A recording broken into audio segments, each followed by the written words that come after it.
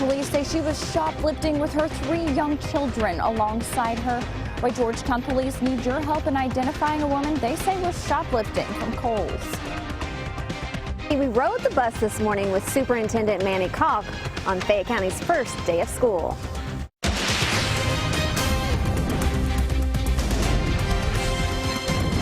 WKYT News starts now with breaking news. Good afternoon. Bill Bryant here with Barbara Bailey for WKYT, and here's what's happening at noon. Evacuations are underway in a northern Kentucky community after a train derailment. Now, it happened within the last hour in Falmouth and Pendleton County. The mayor's office says a train derailed near Park Street. One of the train cars is believed to be hauling sulfuric acid. There's no word if there's any sort of leak. Emergency managers have told people who live in the area to shelter in place. And the emergency management director has just told WKYT the school system is evacuating students from Southern Elementary, which is near the crash site. Those students are being taken to Pendleton County High School. US 27 is closed in both directions near the derailment. We do have a news crew on the way. We'll bring you updates on air and on WKYT.com. Other news at noon now. The search is on for a Central Kentucky woman accused of going on a shoplifting spree with her children. It happened at the Kohl's on Magnolia Drive in Georgetown. Now, police say she would take items and stuff them in her stroller before walking out. WKYT's Caitlin Sentner has the latest on the investigation in this Crime Tracker report. Police say a woman they believe stole multiple items from Kohl's missed loss prevention by just 3 minutes. Twice this month, the Georgetown Kohl's has been hit by a shoplifter, police say. The person they went to talk to is a mom who's been shopping with her young children. They've gathered quite a few still pictures of her throughout the store. Among the items they say she's taken, a Disney Frozen tiara and an assortment of girls' clothing. Police say the woman is hiding the items in a stroller and diaper bags. We talked to Assistant Chief Robert Swanigan, who can't imagine why a parent would bring their child along. There have been incidents where people have brought their children in and will do things like that. We've even had incidents where people would they would conceal items in car seats and strollers and then push it out of the store, put the items under the child. So it does happen. Yeah, it is sad. I mean, I hate it. Police say on both occasions the woman stayed in the dressing rooms for about an hour's time, and after she left, the tags were found from clothing. In Georgetown, Caitlin Sentner, WKYT. Caitlin, thank you. And police are asking for the public's help in identifying the woman in the surveillance footage. They want to talk with her. State police are trying to figure out what led to the deaths of a Western Kentucky husband and wife. A relative found Dorothy and Pastor Kenneth Neefus dead inside their home near Morgantown in Butler County. Police say there's a suspect in the case and they believe that person may be injured. They have not released any other details about the case. It looks like rounds of showers and even some storms will continue to hammer the bluegrass over the next several days right into the weekend, and that could create flash flooding issues for some areas. WKYT meteorologist Micah Harris is live in our First Alert Weather Center as he looks ahead at that. Micah? Yeah, this is another day where the bulk of the rain stays just north and west of us. However, we are still going to get bits and pieces of some scattered showers and thunderstorms. And these thunderstorms, no doubt about it, once they start popping up, would you see a few blips down in southern and eastern Kentucky. But once they pop up, you're talking about some heavy rain falling out of these. The storms you see there on Defender Radar Network to the north of us and the Ohio River Valley, those are moving north. Those are moving away from us, not toward us. So you got to look down toward Tennessee and off into our region down south to actually see some storms popping up and then moving on in the next few hours. Frankfurt at 86 degrees, Lexington coming in at 86 degrees. It's another day where you look in London, you could have an extremely heavy downpour in London, add up to an inch, maybe even 2 if it lasts long enough. And then in Jackson, you will just see a mixture of sun and clouds. That's the same type of weather we're having today and really the next few days with those rounds of storms. Now that goes through your Friday. Towards your weekend, that's a different story. It's a totally different setup for your weekend. Now you're talking about a front coming on through. I'm going to show you how much water we're expecting to fall out of the sky if we have any of those flash flooding issues. That's coming up. Okay, Micah, we'll see you in just a little bit, and we thank you. The state police are investigating a threat against a local police department. The city of Bergen reportedly received a piece of mail that claimed an officer would be injured if he didn't stop doing his job. WKYT's Hillary Thornton is in Mercer County here at midday with the details on that. Hillary? The handwritten letter that we have received a copy of was sent here behind me to the Bergen post office, addressed to the mayor, containing serious threats against this small town's only acting police officer and his family. Basically dragging me through a cornfield, and if I woke up, I wouldn't know what happened. That is just some of what the two-paragraph letter says. Casey Rucker, the only officer on the streets in Bergen, with the chief off on medical leave for several months.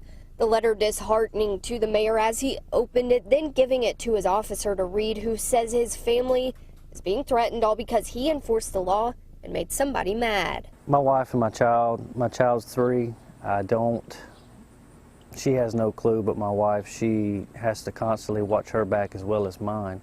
And that comes with the job because, you know, you're putting criminals behind bars, and, you know, they're upset because they have to go behind bars. But it's ridiculous that I'm here I have to provide for my family. Okay, just like everybody else does when they go to a job. Just my job involves a lot more different things, and it involves the law. So I'm just doing my job. Rucker says this does not make him question at all what he is doing, as he says it is what he feels called to do. Kentucky State Police are actively investigating. Both the mayor and Officer Rucker say they are hopeful that whoever is behind this letter will be caught. In Mercer County, Hillary Thornton, WKYT. Hillary, thank you very much. And Rucker says both state police troopers and the deputies there on the Mercer County Sheriff's Department will be keeping a close eye on things and watching his back until they find the source of this threat. Well, thousands of students across central Kentucky started a brand new school year today. It's the first day of classes for more than a dozen school districts, including Fayette County schools. Several well-known community leaders, including Mayor Jim Gray, the police chief Mark Barnard, and Superintendent Manny Kalk, rode the buses with students this morning. WKYT's Michelle Chamberlain has more on the excitement of the first day of school. We're excited. It's an exciting time of year. Summer break is over, and school is back in session. More than 40,000 kids headed to school this morning for the first day of school in Fayette County. Good morning. Superintendent Manny Kalk was all in this morning, waiting at the bus stop with students going to Northern Elementary. It's incumbent upon and imperative upon all of us in Fayette County to be all in for that child's future. All in to make sure that child understands that education is a pathway to a better life. This is our bus. The superintendent says the bus is the first learning environment for most kids. So for the second straight year, he decided to ride the bus with the students on the first day of school. You know what these students love to read? Yes! So what do you think the story's about? There was also buzz at other elementary schools in town this morning, including here at Garrett Morgan Elementary, where the school opened its doors to students for the first time this morning. I cannot imagine a scenario where it could have gone better. Kids are happy.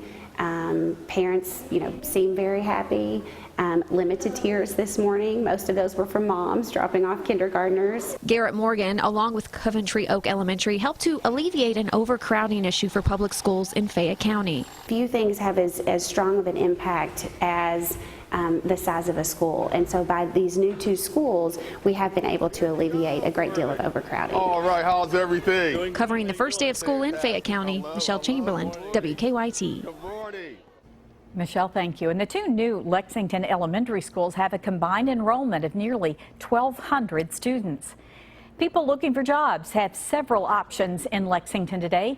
Job News USA is hosting an employment fair at the Clarion Hotel on Newtown Pike.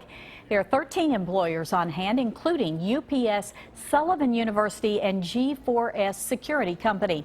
Job seekers are already showing up with resumes, hoping to impress the recruiters. It was great. It was great. It's kind of like, what do you want? You can choose from this, or you can choose from that. Just whatever fits you, And good thing is, I feel like, I can go in a lot of different areas. I just hope, someone, picks me. And if you're looking for a new job, you still have some time to get out there. The job fair is going on until 2 o'clock this afternoon.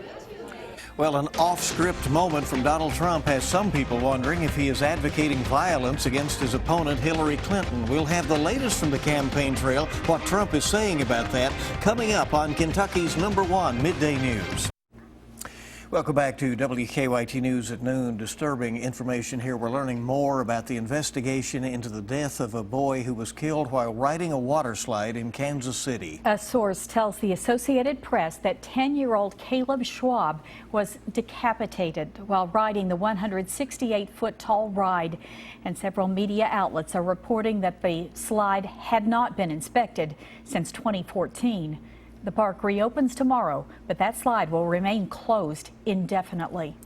Hillary Clinton and Donald Trump are both facing criticism for familiar problems today. Clinton over more emails while she was Secretary of State, and Trump's issue revolves around another controversial comment. Craig Boswell now has the latest on Campaign 2016. If she gets to pick her judges, nothing you can do, folks. Although the Second Amendment people, maybe there is, I don't know. Donald Trump insists this comment wasn't a call for violence against Hillary Clinton. He tweeted, "I said pro-Second Amendment citizens must organize and get out and vote." There can be no other interpretation. Even reporters have told me, I mean, give me a break. But Democrats argue that's not what Trump meant and say it's further proof he is unfit to lead. And I don't find the attempt to row it backward persuasive at all. Even before Trump's most recent controversy, 1 in 5 Republicans polled say Trump should drop out of the presidential race. Hillary Clinton is not without her own problems. A new batch of emails suggests a link between Bill Clinton's charitable foundation and the State Department. One email from a Clinton Foundation aide, Tahuma Abedin, Secretary Clinton's deputy chief of staff, asked a favor for someone looking for a job. Another wanted to connect one of the foundation's top donors to someone with influence in Lebanon. Nearly 2/3 of voters view Hillary Clinton as dishonest because of a questionable private email server she used as Secretary of State. But she's still leading Trump by an average of 8 points in national polls. In any other election with any other Republican running against someone with this story and these numbers, they would be trouncing her. A Clinton spokesman says neither of the emails involve the secretary or the foundation's work. Craig Boswell, CBS News, the White House. And the Trump campaign says the latest emails show more of Clinton's character flaws and that she views public office as a way to get rich. Los Angeles area leaders visiting Rio have pitched their bid for the 2024 Olympics. The mayor of LA calls it a, quote, virtually risk-free project that would require little construction and could produce a financial surplus. But he says November's presidential election could weigh heavily on his city's chances of hosting the games. The mayor there says a victory by Donald Trump could turn off IOC voters. It would be the first summer games back in the United States since Atlanta hosted the event in 1996. The fire at a Richmond Family Dollar is being called suspicious. 12:30 will give you an update on the investigation. Now, your zone-by-zone forecast with meteorologist Micah Harris. It's another humid day out there. There is no doubt about that. We'll hold on to that the next several days, too. I don't see that changing anytime soon. And the rain chances aren't changing anytime soon either. 86 degrees right now in Lexington. You can see some spots that have dealt with cloud cover all morning. Somerset coming in at 79 degrees. Now getting a couple of sprinkles, a couple of light showers around you guys. But everybody finishes off at least in the 80s, some mid, some upper 80s. You look down south, there's those sprinkles, light showers rolling across that Pulaski County region and also McCreary County. And then you slide off toward the east, and there's some light showers going on. Some heavier downpours. They're very brief, a minute or two, and they're long gone. And that's rolling right by Campton. Campton not getting in on the mix. It's actually just to the east of you guys as you roll down the Mountain Parkway.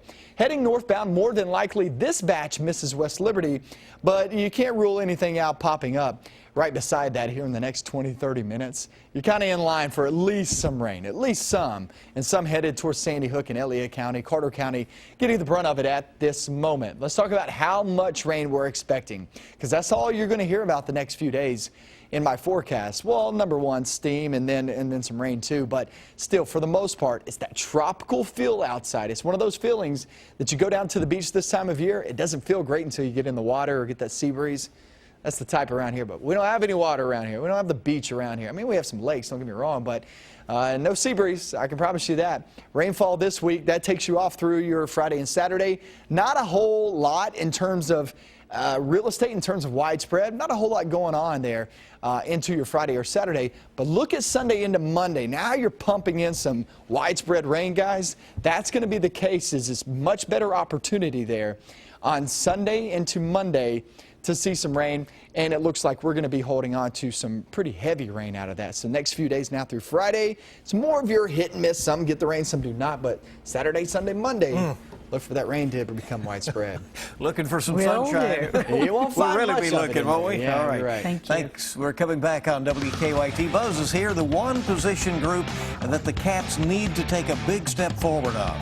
And what set off this usually mild-mannered college coach. Dave Baker's next with sports. Checking stocks as we head to afternoon trading. The major market indicators are down some.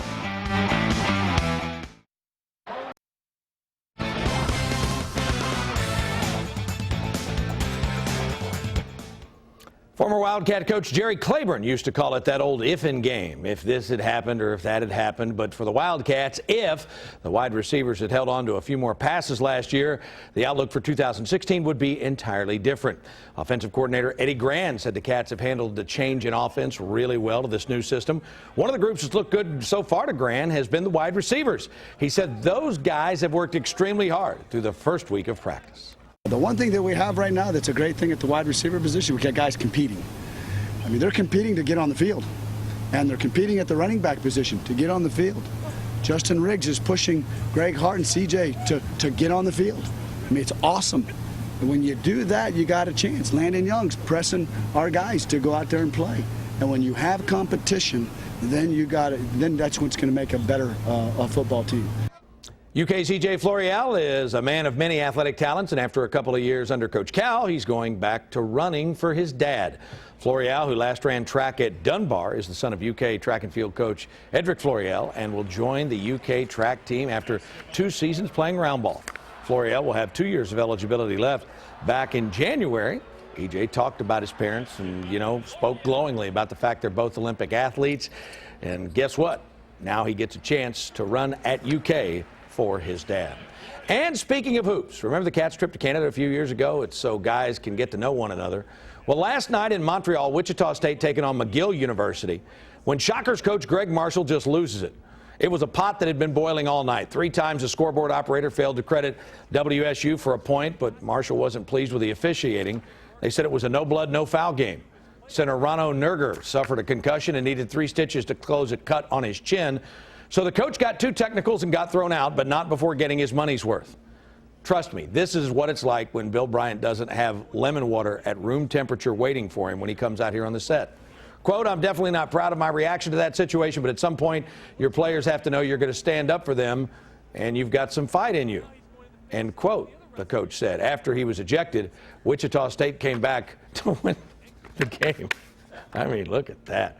Tonight on the Big Blue Insider with Dick Gabriel, former football Wildcat Anthony White, and Mike Pratt of the UK Basketball Network. That's at 6 on 630 WLAP. Guys, that's a look at sports on your Wednesday. The legend lives on. All right, That's Buzz. right. Thank you. And there's more to come in our next half hour of WKYT News at noon. We'll have the very latest on this train derailment near a school in northern Kentucky. It's going to be an especially tough first day of school for students and staff at Booker T. Washington Elementary. How they're coping with the death of one of their former students coming up. And tonight's Powerball jackpot is $67 million, and Friday's Mega Millions jackpot is $45 million.